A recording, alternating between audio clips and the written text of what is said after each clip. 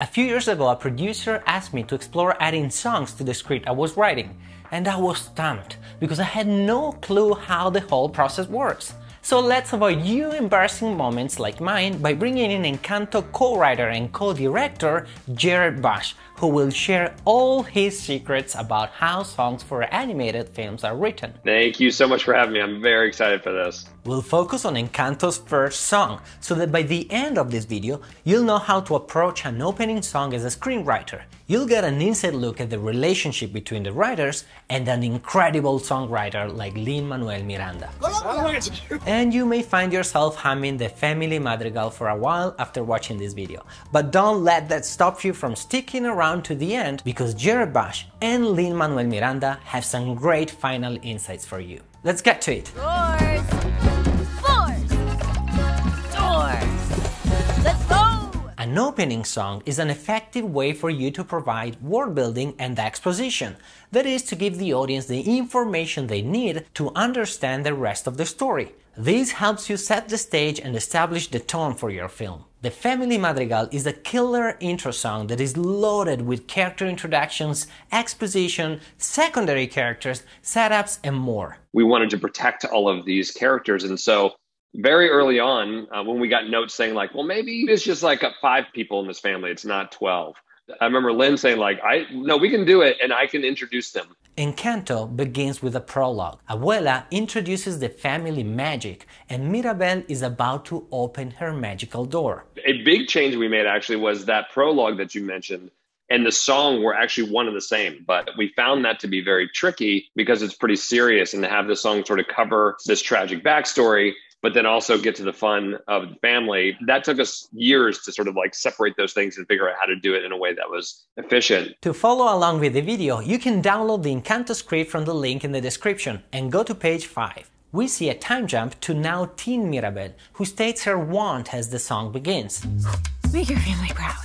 And the music kicks in. Let's go! This is our home. We've got every generation. We wanted to fall in love with her and her personality and the sense that she's like the biggest fan of her family. And so she's very happy to talk about them, even though it's a deflection. We also knew that we wanted her to basically be lying to the audience, meaning this whole song is basically her saying like, let me tell you about my awesome family so you don't ask about me. In fact, the opening, those kids are outside the window asking like, what's your magical gift? So in a way, the song is just a deflection, which is really fun. I'm part of the Family Madrigal. By the way, if you're new here, I'm screenwriter Pietro Schito, and this is Write for Animation, the YouTube channel that helps you become a great animation storyteller. Subscribe if you don't want to miss any new videos. And that's why Mom Julieta, here's her deal. Whoa! The truth is she can heal you with She's introducing you to these members of the family, and she's also wrong about them. So she's only giving you the two-dimensional version of who these members of the family are intended to be. And these kids are still harassing her the whole time, which is one of my favorite parts. She then goes through, okay, here's my mom, and she married my dad, and here's Peppa, and she married Felix. And you really get a sense of those personalities. You get the sense that like, okay, well, Peppa is very emotional and like, her weather can change on a dime depending on her moods. And then you get a sense that she and her mom have this really wonderful, loving relationship. The song not only introduces each family member, but also shows how they all fit in the family tree. I remember Lin saying he wanted to organize it in a way that you understood who Abuela was, and then who the main children were, their spouses, and then their children. So he wanted to build it in a way that was generational. We get to Uncle Bruno, but we don't talk about Bruno. The song sets up a future plot point, planting some mystery in the viewer's mind. The next focus is on Abuela, who starts singing in a different tune, using the melody of Dos Oruguitas. As you continue to work on the score, you bring it back to your opening number, because your opening number is setting up everything. When I wrote Dos Oruguitas, and finally found the origin story of Abuela and the very painful story behind the miracle, I went back and rewrote Abuela's section of the opening number, and she's saying, we swear to always protect, and that's the melody of Dos Oruguitas. But it's somewhere inside her, and it's the way in which she expresses herself musically. And earn the miracle that somehow found us. Abuela specifically, she is somewhat, not just the matriarch of the family, but sort of like a quasi-elder in this village, someone that people really look up to and respond to. But then very quickly, you want to get the sense that this family is great, but they're also they use their gifts in service of helping this town. So you get all of this fun within the house, and then the family leaves to go into town to help. And each new generation must keep the miracle burning. According to Abuela, everyone in the family carries this obligation. This is also a hint at one of the movie's themes, the weight of expectations. But there's more. You know why? I think it's time for a Grandkids Roundup. Grandkids Roundup. So we kind of want to shine a light on, like, we're not done with all this exposition yet. Let me tell you about Camilo. Let me tell you about Dolores. We needed to set up that Antonio is going to get his gift that same day. That was just critical to have that in there. And then you get to the sister dynamic, and you get a sense of, here's Luisa, and she's super strong.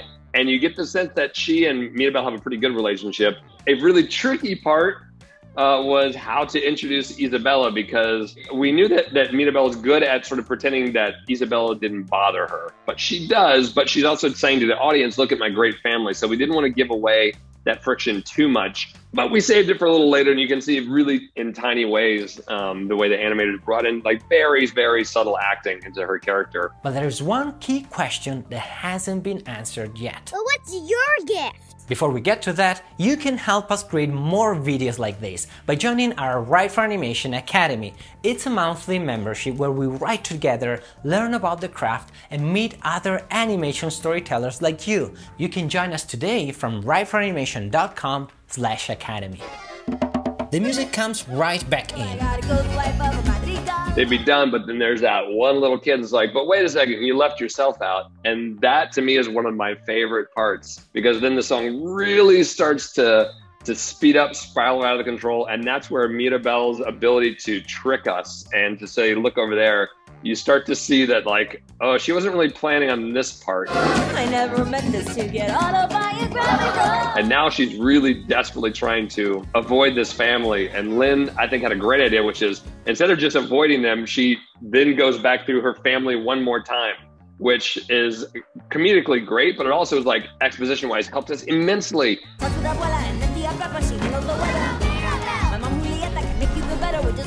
Even the speed of the song starts to go faster and faster and faster as things are really going off the rails. And you get to meet very quickly Mariano, set that story up with him and Isabella and what Mirabel thinks that's going to be. And then ultimately, you know, as she's literally backing up trying to get away from these kids. Mirabel sees herself as worthy because she's a Madrigal. But is that enough? She's interrupted, of course, by Abuela, who is an antagonistic force that we'll see throughout the movie. Of course, that's who busts her. What are you doing? We got all the exposition. It was super fun, but something's not quite right. And the answer to the question of what is your gift has still not been given to us, the audience. And that is given to us by Dolores. It begins with, what's your gift? And she says, I'm going to tell you about everybody else. And then ending with, Mirabel didn't get one. Was definitely like a sort of the uber construction of the entire song. Hopefully you'd retain, you know, who they are, get a sense of their personality, get a sense of what their magical gifts are, and get a sense of like the promise of the fun and entertainment of this world. Mirabel's pain and frustration over not having a special gift is a big part of the movie. She wants to do something for the family, but she can't because she doesn't have any powers. Sometimes you kind of make a promise that you have to fulfill. This movie wouldn't work if we didn't understand who everyone was and their special gifts. And I wrote that knowing that I would be revising it the entire time we were working on the movie, because character names changed, powers changed. You know, I think at one point Dolores had Mirabel's mom's power and we swapped that. But it was important as a cheat sheet for all of us to have on the board so that we could work from it. And that was really exciting. So if you want to write a musical, keep on studying the genre and get in touch with a songwriter to start coming up with some toe-tapping musical numbers. Here's a quick challenge for you. Pick your favorite song for an animated musical and tell me, what narrative purpose does it serve in the film? Let's all share in the comments. And keep learning from Jerry Bosch by clicking on this video on how to break in the animation industry even if you don't know how to draw. Don't forget to like, share and subscribe, and thanks for watching. This is Pietro from WFA Animation. And remember, We don't talk about Bruno, no, no.